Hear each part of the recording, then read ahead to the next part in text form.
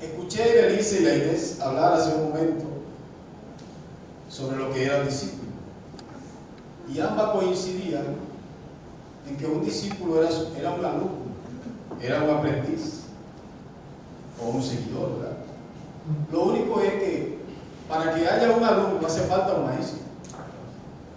No pueden haber alumnos sin maestro. Tiene que haber un docente que imparta clase, ¿verdad? Que imparta información, que imparta conocimiento. En este caso, los discípulos eran alumnos, eran aprendiz y eran seguidor de ¿quién? Jesús. Quiere decir entonces que Jesús tenía una escuela de enseñanza. ¿Estamos? Es lo primero que tenemos que saber. Había una escuela de entrenamiento, de enseñanza y aprendizaje que pudiéramos ponerle la escuela de Jesús.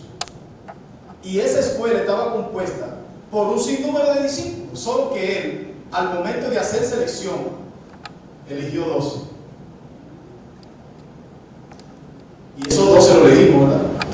Pero yo quisiera que lo veamos en este contexto. En un segundo. ¿Cuál era la misión de Jesús en la tierra?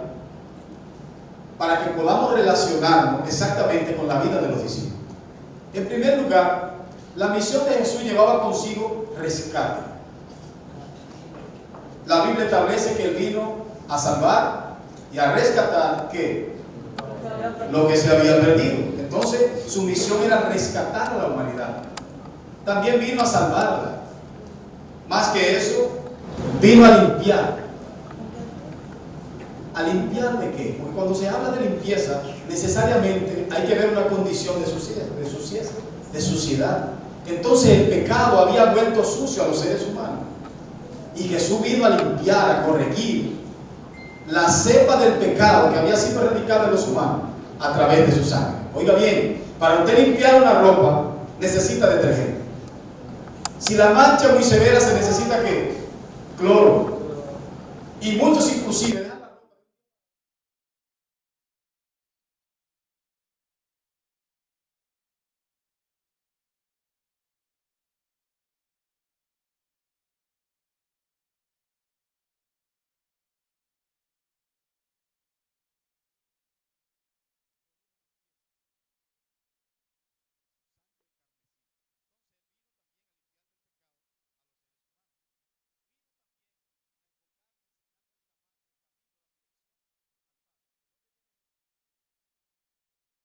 Padre.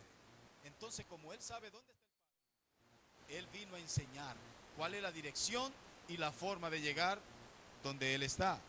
Vino a predicar sobre el reino. Jesús, fue su misión. Hablar de lo que está allá arriba. Y de la única forma que podemos conocerlo es a través de las expresiones de Jesús. Él lo visualiza, inclusive, cuando Jesús habla, usted escucha que él cuando quiere hablar de lo que cita allá arriba, él dice, en la casa de mi Padre, sigan conmigo. La casa de donde yo vengo. Ay, se perdieron los hermanos. En la casa de mi Padre, la casa de donde yo vengo, dice Jesús, hay muchas habitaciones, hay muchas moradas. Y al parecer en el lenguaje que pudiera confundirse con una hipérbole, que no lo es una realidad, porque una hipérbole es una exageración. En el caso de Jesús, estaba hablando con claridad lo que cita allá arriba. Está diciendo hay habitaciones. Lo único es que las habitaciones no son físicas. Está hablando en un lenguaje espiritual. Imagínese usted que allá arriba hay una casa de madera o otra de cemento, ¿verdad? O otra hecha de ladrillo. No, allá arriba no existe eso. Estamos hablando de la ciudad de donde Él viene. La ciudad celestial donde habita el Padre. No hay casa de madera, hay tronos. Resulta que para ver casa de madera tienen que haber personas físicas, ¿verdad? Y allá no hay nada físico, todo es espiritual. Hay ángeles, hay arcángeles, hay querubines, hay serafines. Y la Biblia establece que Dios habita en medio de cada uno de los serafines y los querubines. ¿Se dan cuenta, verdad? Pero habla también de una ciudad celestial. Pero no es física. Todo es espiritual. Seguimos. Entonces Él vino a hablar de ese reino del que Él viene. Vino también a anunciar las buenas nuevas. ¿Cuáles son las buenas nuevas? El evangelio del reino el evangelio de Jesucristo, buenas noticias. Él vino a traer buenas noticias a los seres humanos. Además, vino a restaurar nuestra relación con el Padre. Porque esa relación se perdió en un momento y Él vino a volver a conectar esa relación que se había desconectado a la fuente original, la volvió a conectar. Ahora sí entramos. Después de descubrir la razón por qué Cristo vino, ustedes se van a dar cuenta que una persona como Jesús, que viene a cumplir una misión tan compleja, no puede estar solo. No puede. No vamos a hacer una tipología o un símil con lo que son las diferentes estructuras organizacionales que existen hoy en el mundo. Una empresa, para poder funcionar, por sencilla que sea, necesita algunas jerarquías. Vamos a ver si la podemos enumerar. Dentro de esas jerarquías, podemos nosotros decir que el gobierno de una empresa está ¿dónde? En un presidente. ¿Quién lo dijo? Están hablando con miedo. Está en un presidente. Pero ese presidente no puede trabajar solo. ¿Verdad que no? Necesita ¿a quién más? A un vicepresidente o qué sé yo, un compañero. Si fuera un pastor le dijeran un copastor. Pero necesita otras jerarquías más. Usted se va por ahí, hermano, desde secretario hasta tesorero, hasta un vocal, y todas las funciones que usted quiere enumerar ahí en una estructura organizacional de una empresa. Entonces Jesús, como una escuela, observen una escuela. Lo primero que existe en una escuela es el gobierno de un director. No puede funcionar la escuela sin una dirección. ¿O sí? Entonces, después de los directores, ¿qué más hay?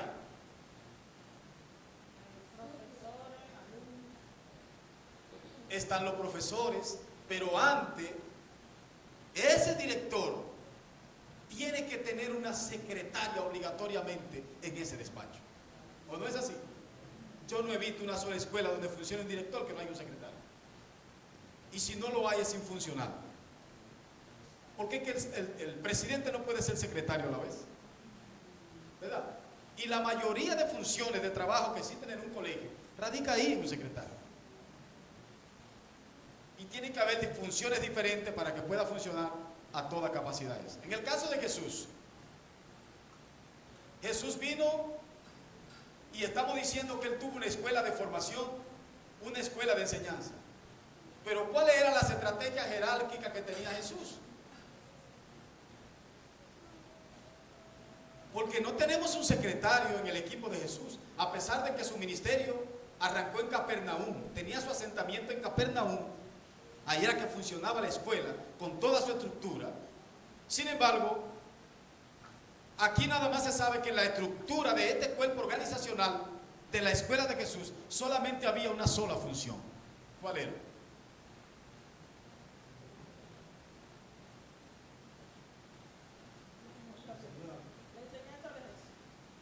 Jesús era el presidente, era el director, pero él tenía una sola jerarquía por debajo de él, que es la única que se registra en los discípulos. ¿Cuál es? El tesorero. Nada más se menciona un tesorero, no se habla de un secretario, no se habla de un vocal. Y fíjese que en todo el organigrama de lo que son los discípulos, usted va a encontrar que habían funciones muy específicas, como se habla de los diáconos, ¿verdad? Y las funciones que ellos hacían. Pero aquí en el cuerpo de Jesús no se habla de eso, se habla de un tesorero. Porque todo el tiempo, Señor, en todas las empresas, desde que se habla de una empresa, de un negocio, se habla de dinero, se habla de manejar finanzas. Y esto es importante que lo contemplemos aquí. Ahora bien, veamos aquí si los discípulos eran 12, ¿cómo lo podemos enumerar de esta forma? Y observe bien esto. El primero de los discípulos que se menciona es Simón Pedro. ¿Cómo es posible? Porque no está hablando aquí de un apellido. Simón Pedro, Walkin Méndez, Madalena y Peguero, Carlos Miesas, Ramón Chá.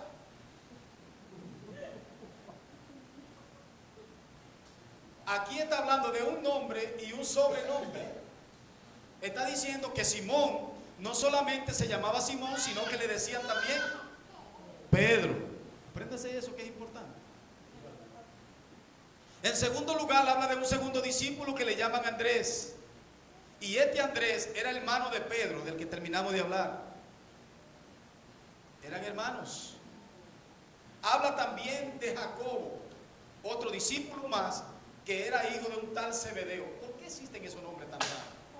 Zebedeo. Bueno, cada cultura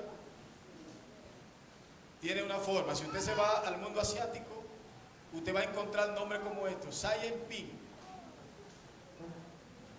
Midoki Takai, Chulin Pan, Yan Yon Yen.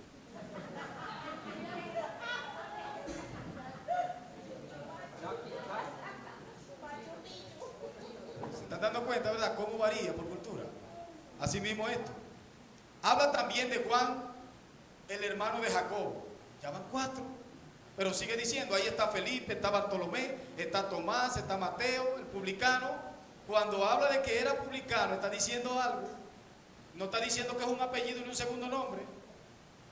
Por eso tenemos que distinguir cuando se trata de un segundo nombre o cuando habla de una ocupación que hacía el personaje. En el caso aquí de Mateo, está hablando de su oficio. Era una figura pública. Y eso lo vamos a ver más adelante. Por eso le dice Mateo el publicano, figura pública. Habla también de Jacobo, el hijo de Alfeo Lebeo. Terminamos de hablar de Zebedeo, ahora hablamos del hijo de Alfeo Lebeo. Y hablamos también de otro Simón. Lo único que este Simón no se llama Pedro, sino Simón el cananita.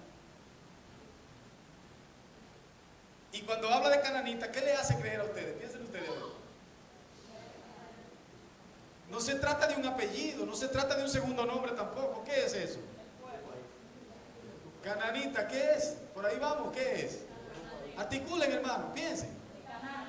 Eso es cananita de Canaán o de Canac. ¿Se están dando cuenta? Por ejemplo, escuchen otra tipología en esta dirección. Simón de Cirene, el endemoniado gadareno. ¿Qué le dice? ¿Son segundo nombre o son apellidos? Identifica la región de lo que ellos son, de donde ellos son oriundos. Por eso es importante tener ese tipo de identidad para no confundir. Entonces habla también de Judas Iscariote y habla de otro discípulo llamado Tadeo. Recuerden, en ese círculo íntimo de Jesús había muchos. ¿Sabe qué es lo que me llama la atención? Que Jesús, antes de elegir a todos sus discípulos, entre tanto que lo seguían, lo primero que hizo fue subir a orar y duró todo el día orando. Escuchen esta enseñanza que es importante. Todo el día se la pasó Jesús orando antes de elegir a sus discípulos. ¿Cuál es el misterio que tiene la oración que tenemos que ponerlo en cada cosa que hacemos antes de hacerla?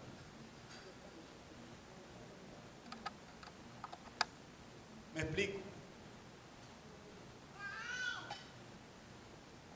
¿Cuál es el misterio que hay en la oración? Que antes de nosotros emprender cualquier tipo de decisión en la vida, primero hay que orar.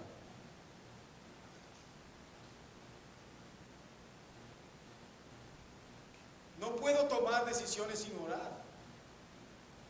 Jesús es el modelo, estamos diciendo que Él es la escuela. Y antes de nosotros elegir, primero tenemos que presentarnos ante el Padre. Eso es lo que Jesús nos está enseñando. ¿Y qué es lo que va a hacer la oración cuando nosotros oramos antes por un proyecto? Usted va a trabajar, ¿verdad? Usted necesita previamente orar para que el trabajo valga la pena, llene los requisitos del lugar y ese trabajo sea de bendición para su vida espiritual también y física. ¿Verdad? Porque hay trabajos que se pueden convertir en una maldición. Entonces mejor orar antes. ¿O sí?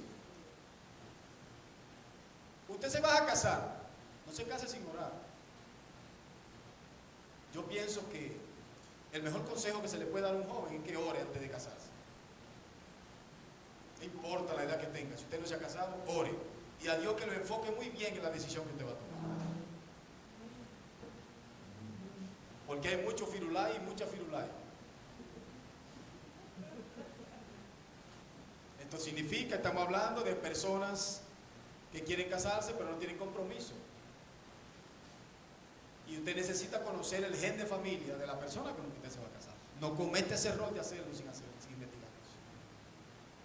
Ay, que me gusta porque es bonita, es hermosa, mira qué bien se ve Maripili. Tú tienes que saber quién es su familia, porque tú no sabes si el papá de Maripili es un delincuente o si la mamá es una, quién sabe, ¿verdad? Yo tengo que saber quién es su familia. ¿Me está interpretando Maripili? Eso fue lo que yo dije, que me está interpretando. ¿Quiénes van a invertir en una empresa? Hay que orar. ¿Tiene planes? Necesita orar antes. Y esto es lo que te va a abrir el espacio para todas las cosas que hagas. ¿Cuál era la razón por la cual Jesús eligió los 12 discípulos? ¿Sabían que hay una razón básica? Y es tan interesante esto, hermano. En primer lugar, la razón por la que Cristo elige a sus discípulos es para que le hagan compañía. Podemos buscar esa cita. Marcos 3, 14 al 15. Vamos a ver. Eligió a sus discípulos para que estén con Él, para que sean sus amigos, para que le hagan compañía. Porque los que dirigen un equipo no pueden estar solos, tienen que tener compañía. Vamos a ver, el que lo tenga primero y lea claro que me lo lea. Marcos 3, 14 al 15. Jesús eligió a sus discípulos para que estén con Él, para que le hagan compañía. Vamos a ver. Léalo.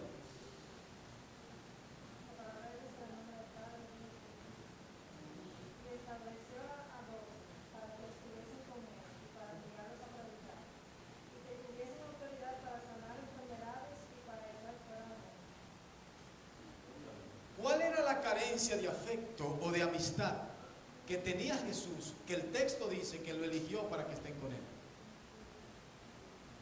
¿Quién sabe decirlo aquí? Acuérdense que estamos en enseñanza.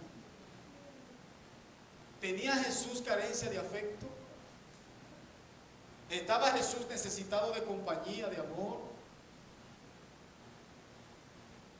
Que de repente el texto dice que lo eligió a ellos para que estén con Él. ¿Se sentía solo Jesús? ¿O no dice la Biblia que Él es el todo suficiente, el Dios autosuficiente en todo? ¿No estaba en Jesús todo el misterio de la deidad del Padre? En ese personaje de Jesús no había un porcentaje de humano y otro porcentaje de Dios. El Dios 100% humano y el Dios 100% Dios. ¿Cómo es que ese Dios autosuficiente de repente ahora en el texto se expresa que necesitaba la compañía de personas para que lo acompañen en su ministerio? ¿Quién me levantó la mano? Vamos a ver, por favor.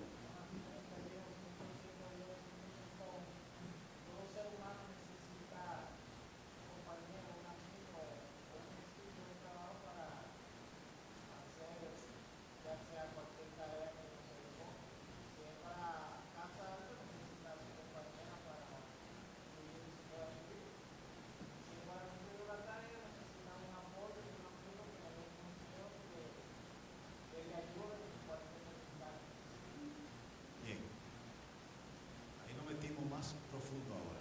¿Necesitaba Jesús consejo? Vamos a ver, Elías. Lo que pasa es que necesitaba compañía porque necesitaba también enviar la palabra a otros lugares. Ok, necesitaba reproducirse en ellos. Marcia.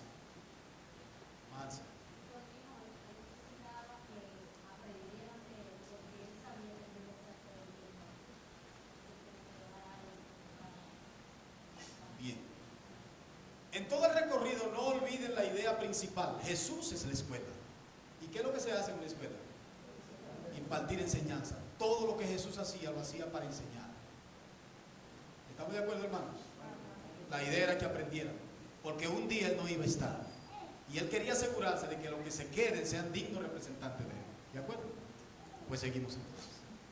Entonces, ¿estamos claros con respecto a la compañía? No era que Él necesitaba o que estaba falto de cariño y de afecto. Es que Él era la escuela. Y todo lo que hacía, lo hacía para que sus alumnos aprendan. Para que cuando le toque caminar solo, que no se devuelvan. ¿Estamos? Seguimos entonces. La razón de la elección de estos discípulos, como dice Mansi, como dice Elías y Orla, en segunda instancia era para enviarlos a predicar. Se iba a reproducir en ellos para que esa iglesia, que comienza con 12 miembros, sea digregada en todo el globo terráqueo. Al día de hoy podemos decirle que el evangelio ha cursado y ha caminado por la mayoría de demarcaciones y de provincias y de ciudades que existen en el mundo. Existe una brecha muy limitada donde todavía no está abierto el evangelio, oigan bien, pero de una forma escrita. No es que no ha llegado, han llegado los mensajeros, han llegado los misioneros, han llegado las personas que van a evangelizar el lugar donde no ha sido sembrado el evangelio. Lo que pasa es que ellos no tienen una Biblia como la suya en su propio idioma, ¿entienden? Y de esa forma no ha llegado, pero esa brecha se está corrigiendo y está casi llegando. Y sepan esto, esta es una señal del fin de los tiempos. La Biblia establece: será predicado este evangelio del reino en everybody, en todo el mundo, y después de esto vendrá el fin. Cuidadito con esto. Hace un tiempo faltaban unos cuantos millones de personas por ser alcanzados y esa brecha se está recortando y poquito a poco el siglo se va complicando, ¿verdad? Pues seguimos. Dijimos que en segundo lugar era para enviarlos a predicar, ¿verdad? Y en tercer lugar, como lo dice el texto, en la elección de los discípulos, era para investirlo. Cuando hablamos de investirlo, hablamos de llenarlo, de autorizarlo. Por eso, en el comienzo del capítulo 10 de Mateo, ¿qué es lo que la Biblia dice? Que dio a ellos autoridad para que en su nombre hagan ¿qué? Lo invistió, le dio autoridad, lo ordenó, le dio las credenciales. Y ya ellos estaban aptos para empezar a hacer su trabajo. Ahora bien, Jesús también lo hizo para dejar un cimiento sólido en la tierra de lo que sería su iglesia en el futuro. Por eso los eligió a ellos. En tercer lugar, para formar a hombres que sean dignos representantes del reino en la tierra.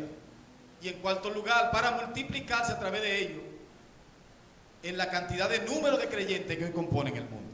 Ahora sí, ¿le ha llenado de curiosidad a ustedes, dentro de tanta gente, por qué Jesús eligió 12? ¿Verdad que ha sido curioso eso? Hermanos, lo que leen la Biblia. ¿Verdad que es curioso que entre tanta gente que eran asiduos seguidores de Jesús, Él elige 12? ¿No es curioso eso? ¿Dónde están los hermanos que les gusta estudiar la Biblia? Lo veo como escogido. Escuchen este dato. El número 12 es usado en la Biblia 187 veces. Repito el dato. El número 12 con el que se eligen a sus discípulos se usa en la Biblia 187 veces.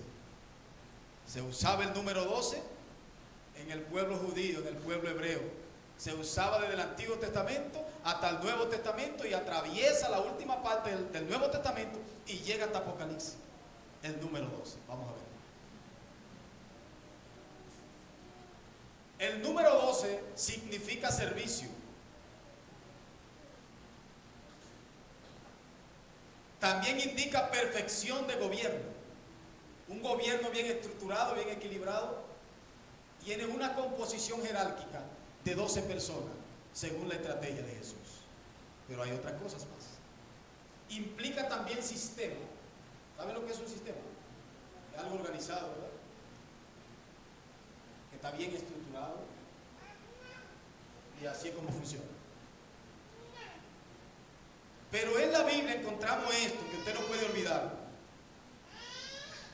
La Biblia habla de 12 patriarcas, ¿verdad? ¿Y los patriarcas qué representan? La edad patriarcal. ¿Podemos mencionar algunos patriarcas? Abraham era un patriarca. ¿Y de qué era Abraham? Era o postdiluviano? ¿Abraham existió antes o después del diluvio?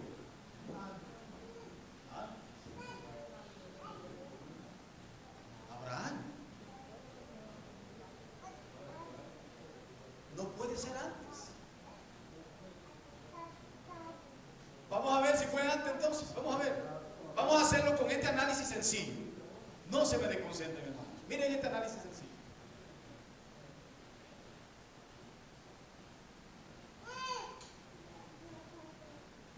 Cuando se predicaba que la lluvia que caía iba a cambiar de dirección, ¿quién era que lo hacía? Noé. ¿Y qué era Noé?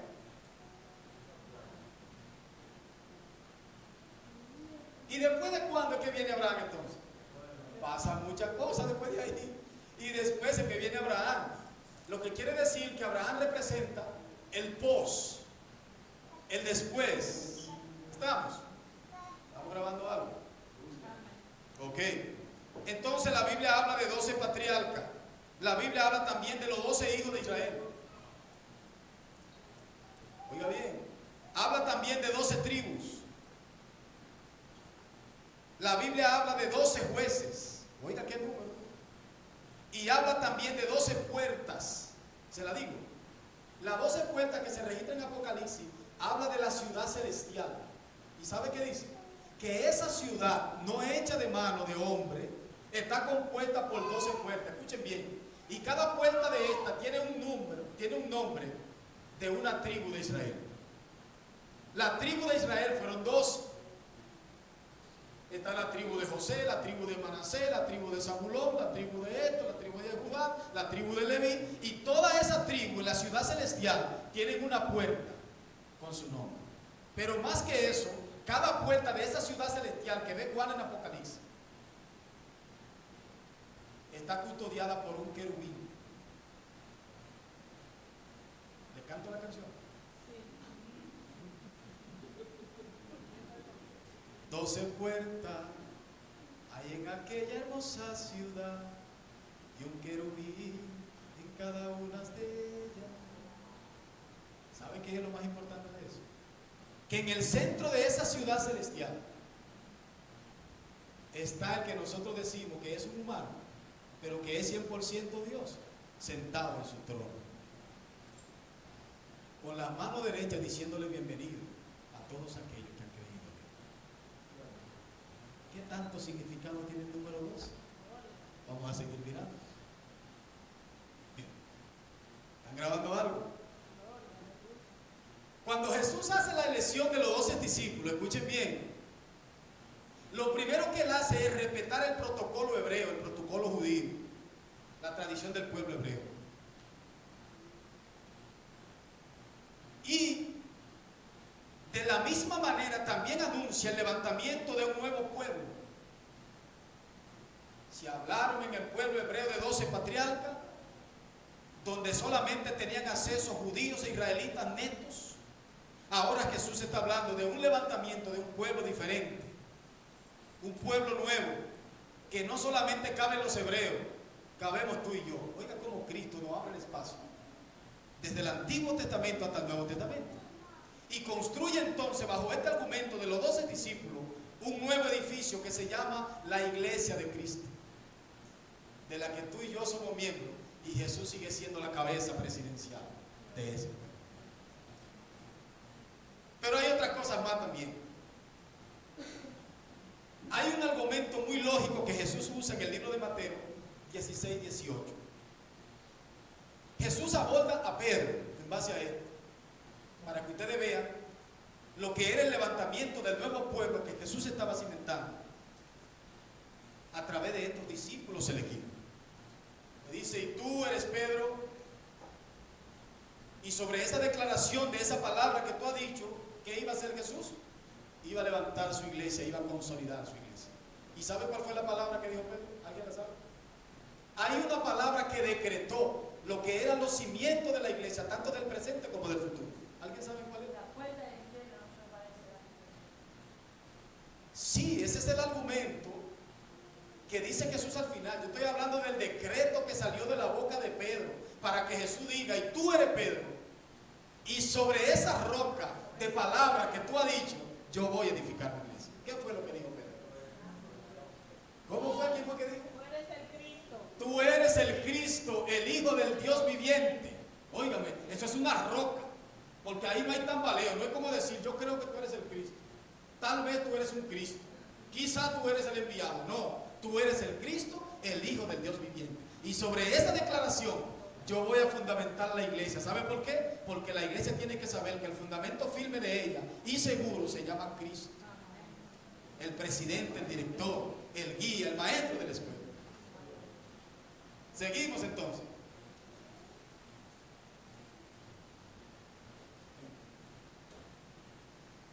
Así como hay 187 veces que se registra el número 12 en las Sagradas Escrituras, debo decirle que en el Nuevo Testamento la expresión de los 12 aparece solamente 31 veces. Lo que quiere decir que este sistema estructural de 12 era más fuerte en el Antiguo Testamento que en el Nuevo Testamento. Desde ahí entonces, Jesús usaba la expresión de los 12 para referirse a este lenguaje que desde antes ya se usaba y que él quiso mantener activo todavía en el tiempo en que él estuvo. Pero este es el dato que más me interesa a mí, quizá a usted le interese. ¿Sabe cuál es? Era tan importante el número 12 en la mente de Jesús y en la mente de cada uno de los hebreos y judíos, que cuando Judas muere hay que buscarle un sustituto, porque no se podía quedar el sistema en un 11. Y los que saben de número, el 11 es un número impar. ¿Es así o no es así? Es noni, como dicen por allá.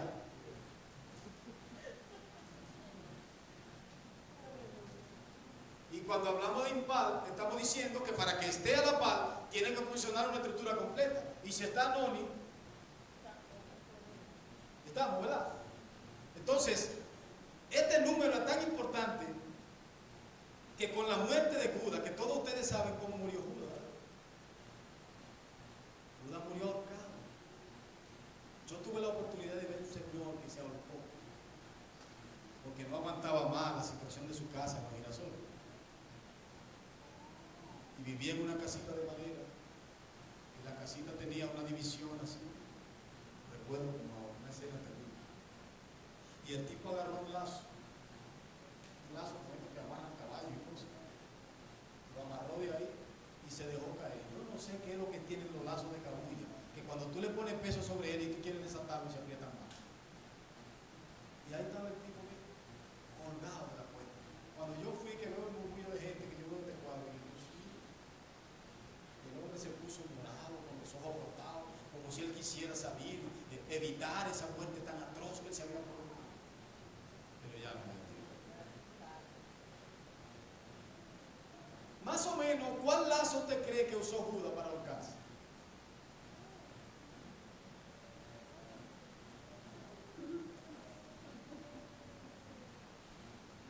Porque ahora hay muchos lazos, ahora hay correa, ahora hay mucho trapo, ¿verdad? Hay muchas cosas, hay cordones, hay de todo. Pero ¿cuál fue el lazo que usó Judas? Posiblemente Judas consiguió un bejuco. Posiblemente, no estoy asegurando nada. Estoy hablando de la época, la tradición de la época. Posiblemente consiguió un bejuco. ¿Alguien conoce la mata de higo? El higo echa unos bejucos, eso no tiene comparación. Que tú te puedes poner sobre ellos, el más gordo de aquí, se puede poner sobre ellos y no se rompe. En un bejuco de eso nos montábamos dos, óigame bien, desde aquí y atravesábamos la calle hasta cruzar por arriba de la casa y volvieron traídas de nuevo. ¿Alguien vivió esa etapa?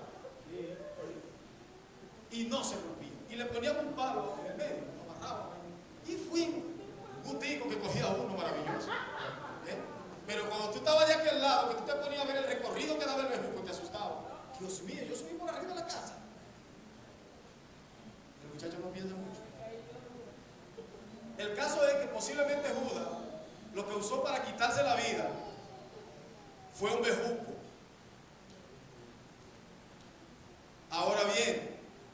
Si tuvieron que elegir el sustituto de Judas, ¿cómo fue que lo hicieron? Por eso le dije que este es el dato que más me interesa. ¿Cómo fue que Jesús eligió a sus discípulos? ¿Alguien lo recuerda ahora? Orando. ¿Y cómo fue que los discípulos eligieron al sustituto de Judas? Orando. Interesante. Eso significa que los alumnos estaban aprendiendo. Ellos se pusieron a orar y después tiraron suerte, pero oraron primero. Y resulta que la suerte cayó sobre un tal Matías, que fue el sustituto de Judas. Eso es para que ustedes vean que Jesús tenía muchas personas que le seguían, pero lo que él eligió eran 12. Así como Matías, había muchísimos más. El nombre más común entre los discípulos era Jacobo. Había muchos Jacob. Muchos.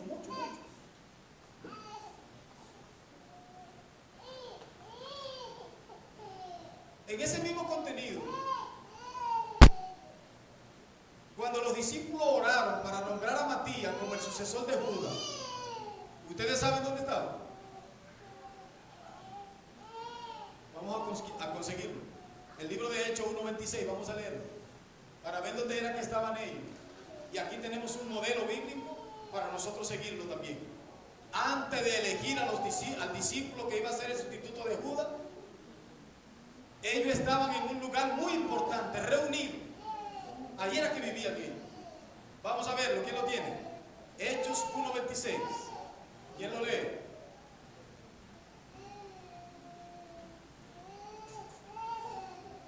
Vamos a ver, hermanos, Hechos 1:26. ¿Quién lo tiene para leerlo? Vamos.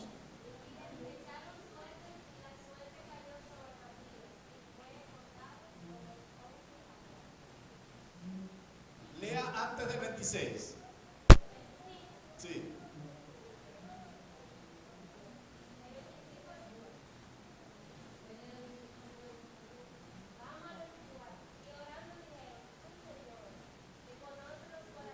Lea antes.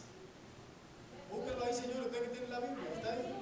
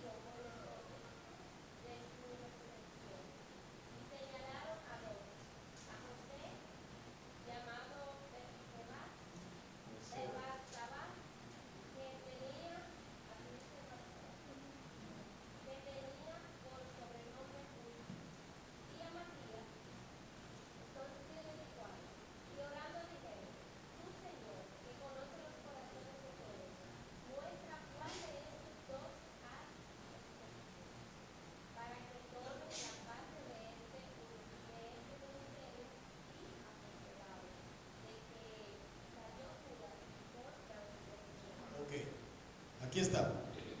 En el versículo 12. Oigan lo que dice.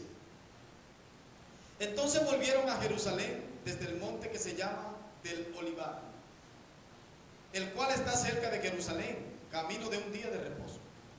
Y entrados, subieron ¿a dónde? Pero la gente tiene miedo aquí. ¿A dónde fue que subieron? Al aposento alto. ¿Y qué más dice? Donde moraba Pedro y Jacobo, Juan, Andrés, Felipe, Tomás, Bartolomé, Mateo, los 12, mejor dicho, los 12. Cuando ellos fueron a buscar a los otros amigos para orar, para elegir el sustituto de Judas, oigan al lugar que fueron y cohabitaron y vivieron ahí, al aposento alto. ¿Alguien recuerda la historia del aposento alto? Ahí fue que se recibió el Espíritu Santo, los ciento y tantos de personas. Parece que se había convertido como si fuera en un espacio de aglutinar multitudes, o un espacio también de buscar a Dios, ¿verdad? Y ellos habían llegado a ese lugar donde el Espíritu Santo se había movido y habían recibido la promesa más tarde, después que Cristo se vaya. Ahora bien, terminamos con esta parte.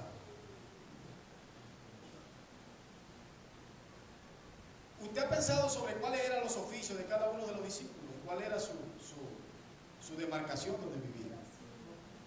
Miren aquí. Hay 3 datos que son muy curiosos para mí. Simón Pedro era de Betsaida. Andrés, que era hermano de Pedro, también era de Betsaida. Jacobo, el hijo de Zebedeo, también era de Betsaida. Felipe también era de Betsaida. Dios mío. Ya van 4 de los discípulos que son de Betsaida. Ahora escuche lo otro. Simón Pedro era pescador. Andrés era pescador. Jacobo era pescador. Juan era pescador. Y Felipe también se cree que era pescador. ¿Qué le dice eso a ustedes? Que no había muchas empresas en la época, no había zona franca, no había mucha zona de producir empleo y ellos tenían que dedicarse a la única tarea que le producía algo. Y en este caso, ¿cuál era la tarea? La pesca. Inclusive, señores, aquí se habla de un discípulo donde su padre tenía barco pesquero y habían constituido una empresa para darle empleo a muchos de esos jovencitos de la época, pescando peces en el mar. O sea, no era un trabajo indigno que ellos sean pescadores. Al contrario, ellos disfrutaban su oficio. Y de hecho, cuando usted analiza la historia, a muchos de los que Jesús llamó estaban pescando en el mar de Galilea. ¿O no era así? Fue pescando que lo llamó. Inclusive en el caso particular de Pedro, de Andrés y de Jacobo, Jesús lo llamó y le dijo: vengan, que le voy a cambiar la manera de ustedes pescar. ¿No fue eso? Le dijo eso. Ustedes pescan peces y yo voy a enseñarlo a pescar peces más grandes. Se emocionaron.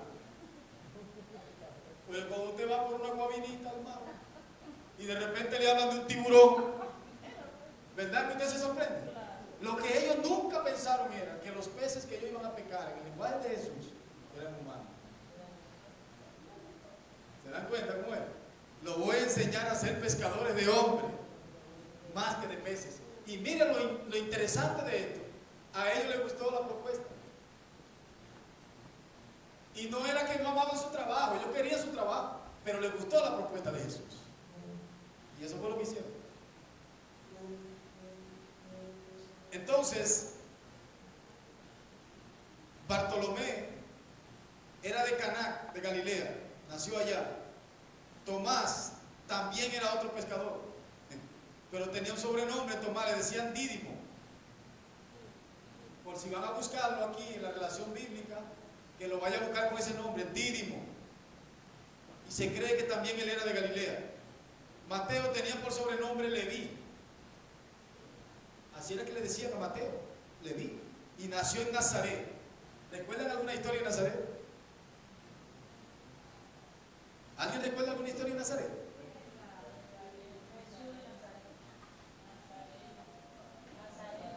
Jesús de Nazaret era el apellido de Jesús.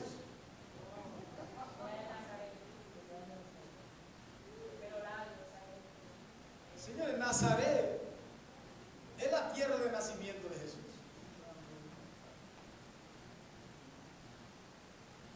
Él era de ahí, él era oriundo de ahí.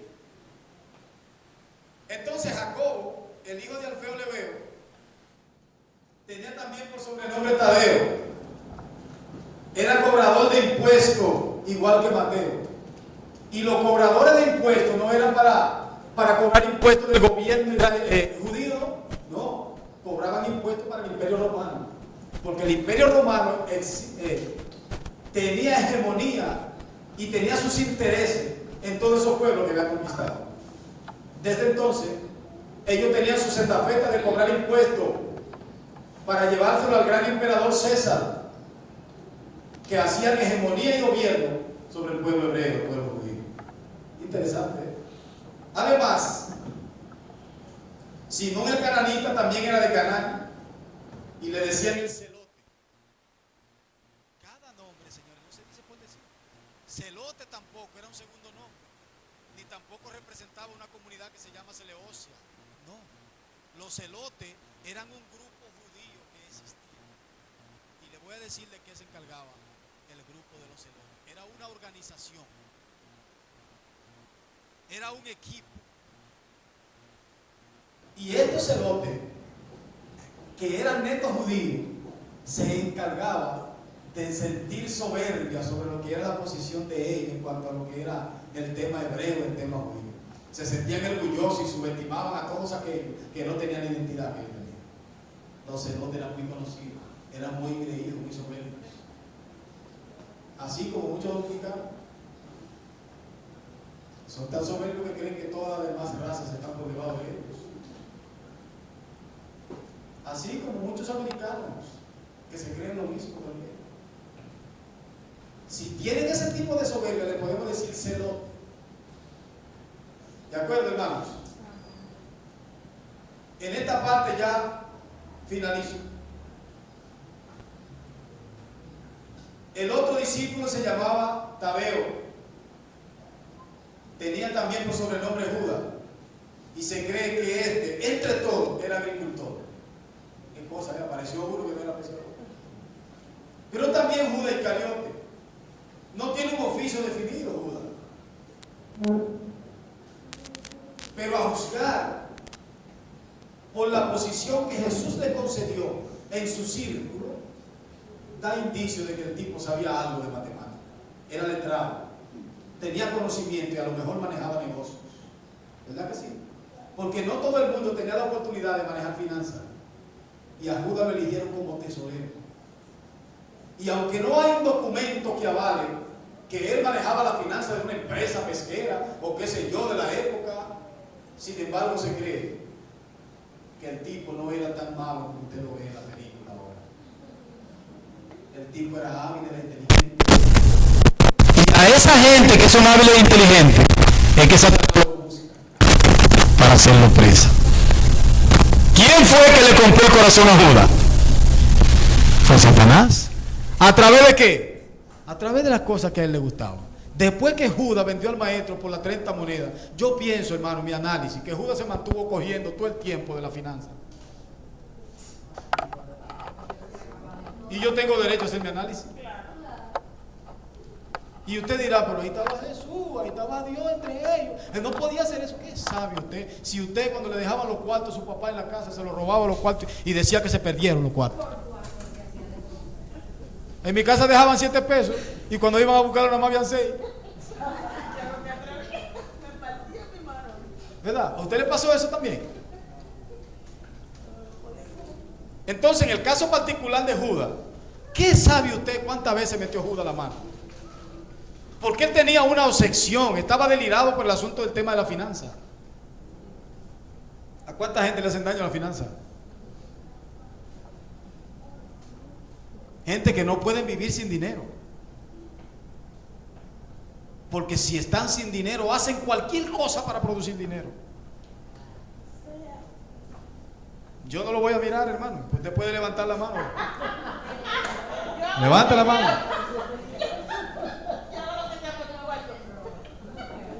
Cuando usted se ve sin dinero, ¿qué es lo que usted está dispuesto a hacer? Dígame qué es. Y si no consigue trabajo porque quiere dinero, ¿qué es lo que usted va a hacer? Va a vender. Y si tampoco puede vender, ¿qué es lo que va a hacer? A buscar dinero.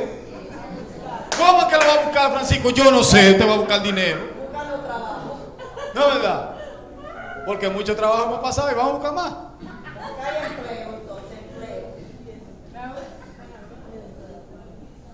Cuidadito, hermanos, cuando estamos con falta de finanzas, que queremos producir finanzas como de lugar. Porque mucha gente queriendo producir finanzas venden droga, le venden su alma al diablo, hipotecan la casa, venden a los hijos, venden a las mujeres, venden a los maridos, venden la guaguita que tienen. ¿Qué más venden? El motor. Venden los zapatos. Oiga, oiga. Venden todo, hasta la licuadora la venden. Todo lo venden porque lo que quieren es dinero. ¿O no es así? El celular lo compran y cuestan 50,000 pesos y van y lo tiran. Dame 30 que quiero salir de esto rápido. ¿Verdad que lo compran caro para eso? Porque cuando se vean apretados, llevarlo a la compraventa, que se lo agarren. O los dealers, ¿verdad? Dame 30, agárramelo ahí. Cuidadito de la forma en cómo manejamos la finanza. Y así, hermanos, terminamos conociendo un poquito de los discípulos en el día de hoy. Dios los bendiga. Amén.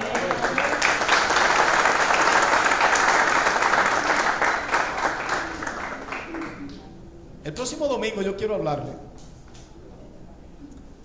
sobre la forma en cómo murieron algunos discípulos. Es muy terrible eso. Es un tema, hermano, muy difícil. Pero yo quiero que lo veamos, porque necesitamos relacionarnos con esto. Los 12 discípulos que Jesús eligió, algunos de ellos tuvieron una muerte terrible, que da cosa nada más hablar de eso. Nos ponemos de pies. Recuerden que estamos en el mes de la educación.